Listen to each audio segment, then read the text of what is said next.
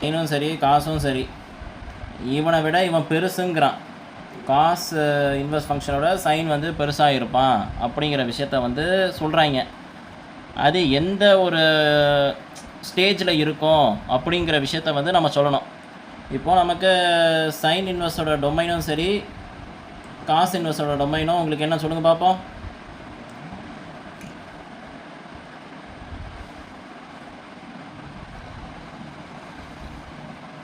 Domain என்ன, range என்ன சொல்லுங்கள்.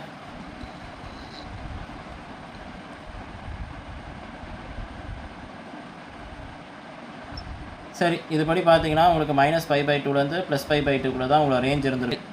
இதுக்குள்ளே தான் இருக்குமா?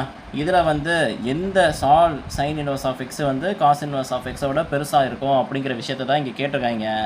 நம்ம வந்து என்ன பண்ணலான்னா, எந்த ஒரு பர்டிகுலர் டொமைனில் வந்து இவன் வந்து இதுக்குள்ளே பெருசாக இருப்பான் அப்படிங்கிற விஷயத்த வந்து நம்ம சால்வ் பண்ணலாம். சரியா?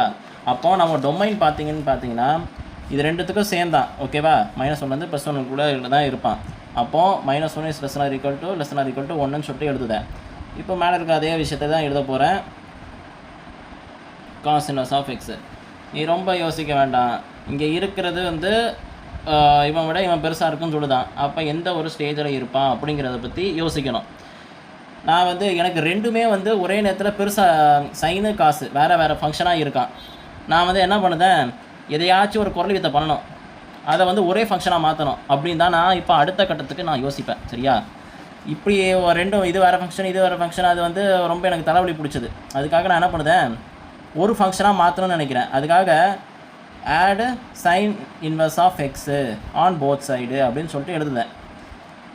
ஏன் பண்ணுறேன்னா, cos inverse of x plus sine inverse of x is equal to π/2 அப்படிங்கிற விஷயம் எனக்கு தெரியும்.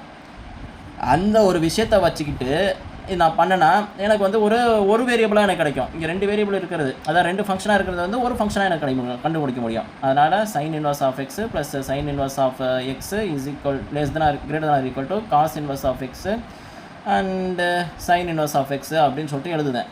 இப்படி பண்ணும்போது எனக்கு இவனை விட இவன் வந்து பெருசு அப்படிங்கிற விஷயம் நான் இப்படி எழுதிடுவேன்டா. இப்படி வச்சு இப்படி கொண்டு வந்துடுவேன். தென் 2 × சைன் இன்வெர்ஸ் ஆஃப் எக்ஸு இந்த மாதிரி எழுதிடுவேன்.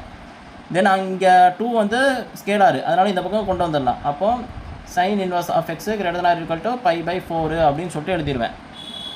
ஓகேவா? இப்போ பண்ணால் x is greater than sine inverse of π/4.